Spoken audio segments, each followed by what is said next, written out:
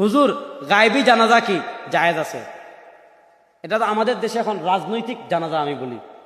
বড় কেউ মারা গেলে গাইবানা জানাজা, গাইবানা জানাজা বলে ইসলামী শরিয়ায় কোনো জানাজা নাই। বলেন গাইবানা জানাজা বলে ইসলামী শরিয়ার কোনো জানাজা নাই।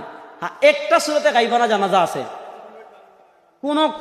কোনো সাপের গাইবানা জানাজা জায়েজ নেই, আমারও জায়েজ নেই, আমার হুজুরেরও জায়েজ নেই। কোনো সাপ, যে সাপ মারা যাক, গাইবানা জানাজা বলে কোনো জানাজা নাই। হ্যাঁ, এক সূরতে আছে। মনে করেন এক এলাকায় একজন মুসলমান আর কোনো মুসলমান নাই, তিনি মারা গেছেন, ওই এলাকার বিধর্মীরা তাকে জানাজা ছাড়া দাফন করে ফেলছে।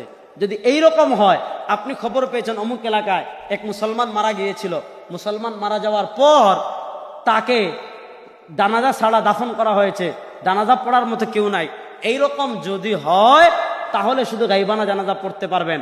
যেমন আল্লাহ নবী ইসলাম নাজাসির গাইবানা জানাজা পড়েছিলেন, কারণ ওখানে তার হয়নি, এজন্য তিনি পড়েছিলেন। এছাড়া আর কোন সূরতে গাইবানা জানাজা জায়েজ নাই।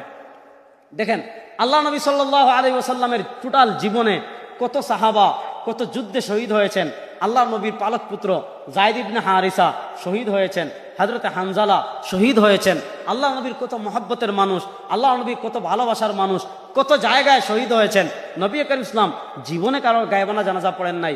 এজন্য কেউ যদি মারা যায়, আপনি যার জানাজায় শরীক হতে পারেন নাই, আপনি তার জন্য দোয়া করবেন, আপনি তার ইসারা সওয়াব করবেন। গায়বানা জানাজা নামক কোনো বিদআত করা যাবে